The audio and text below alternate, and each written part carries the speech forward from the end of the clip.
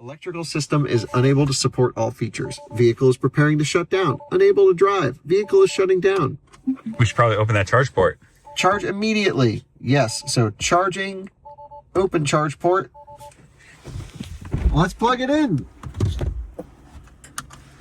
Hey guys, welcome to another out of spec testing video. This is a brand new 2026 Tesla Model 3 long range rear wheel drive. They call it the premium rear wheel drive now. And it's actually our new premium rear wheel drive Model 3. I got it for Sam, who manages the track here. What we're going to do now is, because it's a brand new freshy car, is we're going to run it through all the testing procedures. So first things first, we've got to run it to zero to see how far below 0% it goes. We recently ran the Tesla Model X in this test, and it went an insane amount below zero. So I'm curious to see how this car does. We also have a Tesla Model 3 standard range, or just standard, here now, and that has a same battery pack in terms of cell, but with fewer of them. So smaller pack, I should say, but same cell. I'm really curious to run this car in the run to zero and then see if the standard has the same behavior. Of course, we're going to charge it up with our mobile DC fast charger after it dies from Charge Rigs. So shout out to those guys for sending us that. But for now, let's go run our new Tesla Model 3 out of charge until it dies completely so we can see what happens.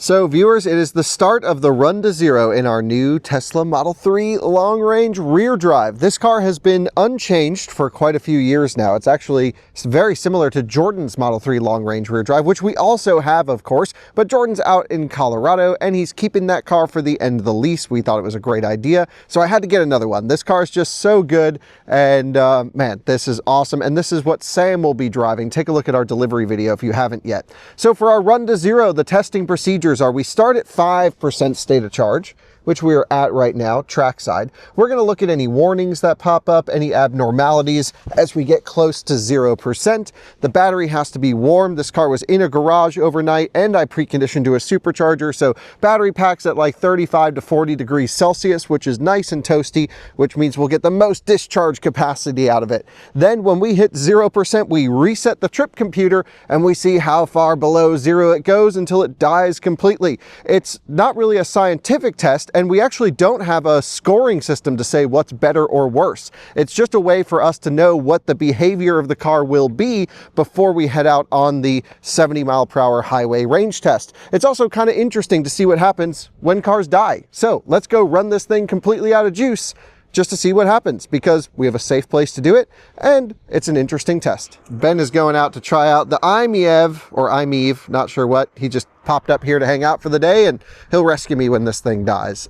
Although the IMEV might actually die. It broke down on me yesterday. The battery's hugely resistive in that thing. So with all that said, let's jump in the Model 3 and just drive normally. We're not running hot laps. We're not trying to bottom sag the pack. We drive between 35 and 55 miles an hour for our run to zero tests. Of course, to get it to zero, I'll probably be a little slightly more aggressive on it.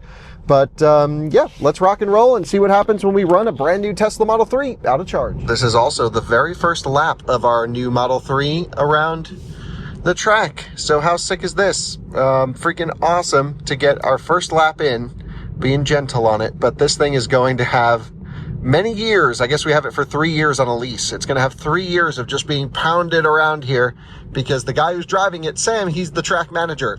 So we're going to have to order some extra tires for this thing. The first warning that just popped up, and this is a dynamic warning based off where you're driving, is you're almost too far from known charging locations. Well, not to worry, we've got a mobile charging location, so we will ignore that. But that is also the point of these run to zeros, is to look at the notifications and warnings that pop up to see what happens. I'm actually letting FSD do the work to drain the battery, and Ben's with me. Yep. And yep, so 2%, we're just going to let it keep cruising around. And actually, Ben, it'll be kind of fun to see what FSD does when we run out of charge. Oh, have we not done this We yet? have not. Oh, that'll be good. So this is not feeling very Mad Max in the corners right now. No, it's pretty sloth mode in the corners. But it's a very comfortable pace. It's the exact pace we need to run for this test. Yeah, it's actually doing very well. 35 to 55 miles an hour. And it's doing it. Power limit, I should mention, you start to see this below 10%, closer to like 7 to 5%. A little bit of power limit come in, but then it kind of holds. So it'll drop down eventually. But yeah, things are good here. We'll reset the trip computer as soon as we hit 0%. We are now at 1% state of charge. And Ben, this thing just feels efficient, doesn't it? Well, it is. Oh, yes, 256 watt-hour per mile. That's the most efficient Model 3's ever been around this track, because we've never done a run to zero on this track in a Model 3. Yeah, that might be an efficiency record here. It could be. Yeah. We should do an What is efficiency this, FSD challenge. 14 something? Yeah, 14.222, don't know, but it's amazing. It's consistent very too. smooth, yeah. It's 14.221. Yeah, feels good. Yeah, it does. And you just drove up in your old Model I drove S. up here in a Model S with hardware 3, but it's a legacy Model S. And that, I'll tell you what, if you want to not believe in FSD, drive that car. Yes. It's not even, it's hard, but other hardware 3 cars drive great, like the Model 3. For whatever reason, legacy Model S does not handle FSD well right now. I totally... So we're going to do some experimenting with that today, maybe. Yeah, I can't wait to play around with that. Should be fun. So I'll reset the trips when we get to 0, and then, see what happens. We have just hit 0% state of charge. I have reset trip A. We have 2 miles of range left, though, so I'm also going to log at how far we go once it shows 0 miles of range. Now we have 1 mile of range left. So, very cool. We are now in the run to 0. How does it feel? It feels like we're running. We are. Actually, we're running from 0, we should say, but the test... To it. Well, we've already hit it. But we still have a mile. We still have a mile. Yeah, we're not really at 0. We're at like 0.5 right now, probably, or 0.3. That's a great observation, Ben. So will this pull a Model X and have like 6 or 9 kilowatt hours below 0? Or will it do the Model 3 thing, which is like 3 to 5 kilowatt hours? I'm going, are we going to each put a guess in this? Yeah. All right, I'm going with it has 3 kilowatt hours. It's a smaller pack. I think it's got 3 kilowatt hours remaining. Okay, I'm going to say 4.7. Oh, okay. That's my guess. Are we doing Price is Right rules? Sure. Okay, let's go. All right. My guess, 4.7 kilowatt hours. Let's see what happens. All right, FSD, please be inefficient for me. Lots of heat loss. No heat loss. We're going to just let FSD do it because it's staying perfectly in the speed range. Yeah. Technically 1.3 miles in. It shows 1.4. We hit 0 remaining. Sam's off-roading the Tahoe over here. We have reached 2 kilowatt hours past 0, and Ben, this car is so efficient. We've gone over 10 miles since we hit 0. Oh, yeah. We've been monitoring your Bring a Trailer auction. Yeah. We've been letting FSD do all the driving. And because we're on a closed course, until we get to the turns. I haven't paid any attention. It's just been doing everything.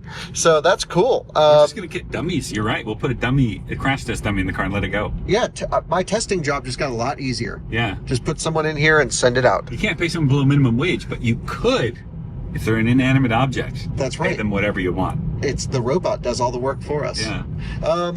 Ben, what will FSD do when we die? I am actually incredibly curious.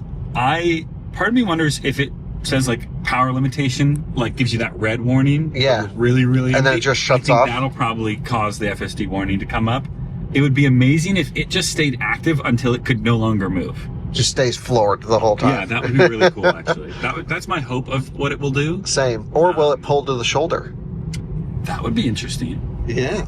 I mean, it must have happened at some sometimes point. when like FSD stops, you can give it gas and like force it to keep going. You know? And so maybe there's a situation like that here. All right, well, we're going to risk getting a strike on Sam's car to see what happens. How long do the strikes last right now? I think 2 weeks. Yeah, worth it. Worth it, totally. We had our first FSD freak out a second ago. I think it just freaked out. It went hazards on and through the red screen, but recovered and didn't ask me to take over. So my theory is if the power limit drops too low under acceleration, maybe it gets So there's angry. Power limit just came in. I mean, we're at almost the maximum power the car will do there. Seems to be okay now, but that was definitely a little scare. Yeah. We're at 12 miles, 2.3 kilowatt hours past 0. It's pretty good. Still just cruising along just fine. 195 watt-hours a mile. We're being very efficient at this speed. Very efficient, yes. We have just hit 3 kilowatt hours below 0. So that's always kind of been the typical Model 3 thing, to have 3 kilowatt hours below 0, Ben. That's like what Scan My Tesla or, Sexy Buttons or all these other ones show as the buffer. Yep. And I would say we're pretty close because our power limit is right down at the bottom. So, keep in mind, this is a fresh car, fresh pack. I think this thing just hit 1,500 miles on it. So This is as fresh and reasonable as you can get. So don't ever count on the buffer, but it's there if you need it on a fresh car. So, target those 0% arrivals for the first few thousand miles. Yeah. Unless your charge curve says otherwise, if you've got a different pack. Right. Yeah, but just for this car. Yeah, this car. These are zero heroes. They definitely are. Yep. And this thing loves to rip from zero. Yep, we're using full power on FSD, but it hasn't complained yet. Yeah. I think it might just go out till we're done. I think FSD will just eventually be attempting to drive floored while not moving. Okay, I think once the vehicle shutdown pops up, it's going to kill FSD. That was my first thought. Yeah. Well, I guess we'll see. Yeah. FSD is floored down to the power limit, and it just backed off. I'm going to push it again a little bit here, Ben. I want to get the speed up a little bit more. That's full throttle. That's full throttle. That's full power. We want to get up to about 55 miles an hour down the straightaways. Your 4.7 kilowatt hour guess is might be right. I don't know. We're at 3.6 right now. It might be 4 flat. Might be 4 even then. Might be 4 kilowatt hours, but we're cooking along just fine. I mean, still able to maintain highway speeds, 3.6 kilowatt hours past zero. Pretty good. We just got our unable to drive battery charge too low, but FSD's still working, Ben. That's impressive. Yeah, that's 3.9 kilowatt hours past zero. Now, typically we get about 1 mile past there. We're 20 miles past zero. When we do our range test, we usually get about 1 mile after this pops up. The Model X went like 10 miles after this popped up, though. Really? Yeah, so we'll have to see what happens. We X definitely had 6 kilowatt hours, roughly, or 9? More. High side of 6, 7, 8, 9. Oh, yeah, okay. Somewhere around there. And, 20 miles traveled. It's still cruising along. I'm going to push it a little bit harder here just to keep the speeds on. But things are good. Ben, we are about 2 miles after when we hit unable to drive. And I would say that's false advertising because we're still able to drive. We are still able to drive. 4.3 kilowatt hours. What did I say? 4.7? You said 4.7. You might be on it right here. Okay, let's see. But we're cruising along. I'm going to push it again just to keep the speeds, closer to 50 miles an hour. So that's full throttle. Feels pretty weak, doesn't it? Yeah, but it's gaining. Yeah, there we are, 50. Just it needs a little bit of push on the straightaway to get the speed up there. What did Scan My Tesla usually say remaining capacity on a 3 is, just in general? I don't remember. Mileage, whatever. Yeah, don't remember. Yeah, that'd be interesting to see what the car reports. It's using everything to accelerate. Hit that power limit way harder this time. 4.7 kilowatt hours. There's my guess. Wow. It's going... Maybe it's 5. Could be 5 kilowatt hours. I think that's a little too much. Too much, I agree. I think we were just discussing it. What do you think? I said I think 2.5 is a great number. I think you need 5 miles. That's my... Yeah. But my opinion changes every day. So I don't know. I think in a car like this, 2.5 kilowatt hours, that gets you 10 miles probably? Yep. Ish, depending on what's going on. I think in a truck, where you could be towing or a big SUV, you want a little more, for higher load. But for an everyday car, I think I would take that range. What does EPA do? EPA runs until they die. Until it stops moving? Yep. So really the problem is, if they didn't do that, 5 or 8 there would be no buffers in any car. Because they'd want the highest displayed range. Yeah. Right. So. Well, right now this means buffer doesn't matter. Well, buffer matters to the consumer, but buffer doesn't matter for EPA. No, but you buy the car on an EPA of, call it 350. Yeah, but then no one ever gets it. You run out of 0 at whatever. No one ever gets it, but it feels now like some of it's locked away with something people wouldn't normally do. So is less buffer better? Less marketing-wise, or like ownership-wise? Ownership-wise. It gives the owner more usable capacity. Yes, you want less buffer for the user, yeah.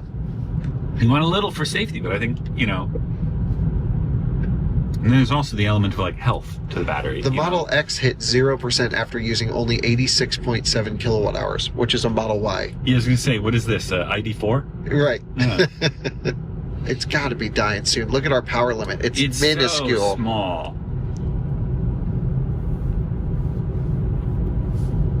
There's 5 kilowatt hours below 0. Can you believe that, Ben? That's a lot. That's a lot. That's too much. So that's range that a user could use. 25 miles is a lot of range that is left on the table. I don't think all of, half that. 2.5 is what I said earlier. I think that's great. 2.5 kilowatt hours would be enough to save you if you fucked up, but you know, this acceleration is going to be very interesting. Pegged. Yeah, that's full everything it can do. I'm going to push it again. That's full power. It's full power. Ooh. I'm matted. I'm going to lift out of it just so we don't freak out. I want to see what FSD truly does. Oh, wow. It's really small. Yeah. It no longer, I would say at this point, you're no longer able to really do highway speeds. If there's a hill on the highway, you're not climbing it. And by highway speed, you're probably 65. Yeah. I actually think you could do 65 on flat ground. Right now. I agree. But it's not safe to be on the highway. No, a normal driver or person would find that scary. Right. Certainly. But 5 kilowatt hours below zero. It's a lot. 5.2. Right. We are 5.6 kilowatt hours past zero, Ben, and that's a lot. That's too much. We were just noticing that on the straightaway, even though the buffer or the power limit was a little higher, we think there might be a hard-coded limit to FSD that might just simply say that the car cannot exceed more than maybe 80 or 70% of total power available. Right, because it's definitely not holding it at wide open down the straightaway, and we were going slower than we have been every other run. Yeah. Although it did seem to peg at the limiter earlier, didn't it? It seems to get up there and then back off. Yeah, maybe. Or it could be how FSD is simply reacting to trying to accelerate and not being able to for some reason. And it might just go, it seems like it's holding it pretty close to full power. I mean, the power limit is almost non-existent right now. Yeah. There's such little power available down here. I have a feeling we're almost 6 kilowatt hours past zero. Yeah, so it's typical Tesla 6 then. I mean, maybe. That just feels like way too much Unable buffer. to drive, battery charge too low again. Yeah, that's just cycling through. It's up all the time. It's just coming up between the FSD. Yeah, it's freaking it over. It will do the 1 kilowatt thing when it dies. All of these Panasonic cells do, but it'll rip at full power before it comes to 1%. Oh, here we go. All right, I don't know. I think it might die on this straightaway. This is floored now. Oh yeah, we are wide open in FSD. But look, it backs off. It does. It peaks and then backs off to not hold it at max output. Do you want me to? No, it's all right. I think then give it some gas. Let's see. If I just floor it, nothing happens. Yeah, we're pegged now. We must be pegged. Yeah, the power limiter is not quite correct. There is some more then. The needle moved, but nothing happened. Take over immediately. Vehicle shutting down. Hit 0.5, Ben. There you go. Okay, so FSD is not doing anything. It's still in FSD though. Will it put itself in park, do you think? It came to a stop. Still in drive. If I floor it, we can still move. Pull over safely, vehicle shutting down. Yep, you're right. That's the FSD trigger. That's the one. Now it won't move at all. Oh, we've lost power meter. We've lost power meter. Scott, can you come get us? So now it's the contactors are open. Yep, we're free rolling. We're free rolling. We're 12 volts. No regen. Oh, but the wheel was still in FSD. Wow. Oh, wait. Hit start self-driving real quick. It won't. Oh, that's funky. Yeah, because it never wants to disengage steering until you touch it. It's sort of like a safety setup. It stayed into... Oh. Climate just turned off. Climate just turned off, and I heard a contactor pop. Did you hear that as well? I did not, no. I felt a little jolt of regen, and then climate shut off. Oh. And the Rivian rescue's coming. So I'm going to shut climate off. Electrical system is unable to support all features. Switching off features to conserve energy. You see this here, Ben? If I dimmed the screen? It dimmed the screen. Battery charge level too low. How do we get to our warnings? Unable to drive. Electrical system is unable to support all features. Vehicle is preparing to shut down. Unable to drive. Vehicle is shutting down. We should probably open that charge port. Charge immediately. Yes, so charging. Open charge port. Let's plug it in. And here comes our ChargeRig's mobile DC fast charger. So we'll tell Scott that's great there. Let me grab the NAX adapter, which is plugged into this side. Ben, if you wouldn't mind pulling the adapter off of there. Just pull Why? the adapter, because this is a NAX car. Just pull the adapter off. Thanks. We got to plug it into that one. Oh, on the other side. I was like, Yeah. you're going to need this. Yeah, but that That's why I cable, was so confused. the cable wouldn't reach. You're like, this is an NAX car. I'm like, yeah, that's why you're going to need the NAX adapter. All right. Well, over 30 miles past zero feels a bit extreme. Yeah. And 6 kilowatt hours roughly. We got to take a look again. I think 10 miles. I think half of that would be fine. Half or less even. What was that noise? I've never heard that. I've never heard that noise either. It may have been the walkie-talkie. It's in here, though. It was? Over there. I think it was the walkie-talkie. You think? Charge station starting and charging. It came from the front of the car to me. Oh, phone left on charger notification. Is that what it is? Yes, that's what it is. And there it is, doing the typical Tesla Panasonic thing, just sitting at 1 kilowatt. Yep. So we'll let it do its thing. It takes, I don't know, 10, 15 minutes for it to come off bottom pack 2 voltage. kilowatts. 2 kilowatts, wow. In Teslas, they tell you what's coming into the port versus the battery, and you can see nothing is going into the battery at all. It's running all auxiliary loads right now. And you hear the heat pump going. It's heating the battery probably right now. Right, and it's doing 7 kilowatts in, but Oh, actually we're now climbing on battery input. a little bit's going into the 350 battery. watts. 350 watts. Some MacBook Pro or a couple of them.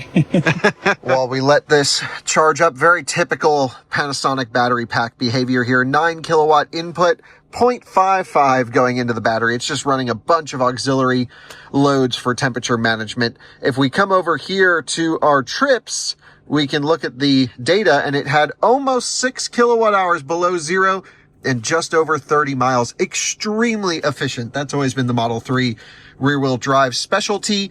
Max efficiency mode, really good. And it was very interesting to see that FSD behavior. No pulling over to the side, just boom, died right in the middle of the road. But it kept steering locked into FSD.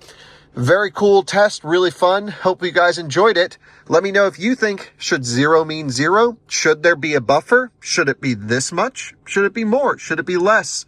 Leave your comments below as we start to benchmark a bunch more of these cars in this series. And we'll see you on another one again soon. Bye-bye. Couple last little things. If we come over here, you can see low bus voltage, high voltage fault load shed, all of these warnings that popped up over the past period for this car. But let's come over here to charging, and you can see we're at 270 volts. Really not doing much at all. You can see most of the amperage is going to the loads right there. So this thing is on the floor. Battery pack temperature is very good. And if we take a look at the thermal systems, let's see what's going on. Pump is warming. So we're at 43 degrees, 44 degrees Celsius now on the inlet temperature, trying to get some heat into the battery pack. But I'm not sure why. The battery is at a warm temperature. So not sure what the methodology is with that, but I guess it's maybe just to pull enough power to keep chargers from shutting off. Sometimes if you pull such little power from a charger like this here, they'll stop charging. So perhaps it's a way for Tesla to fool some DC fast chargers to keep supplying power to loads like this so that they don't just shut off. That would be interesting and pretty cool.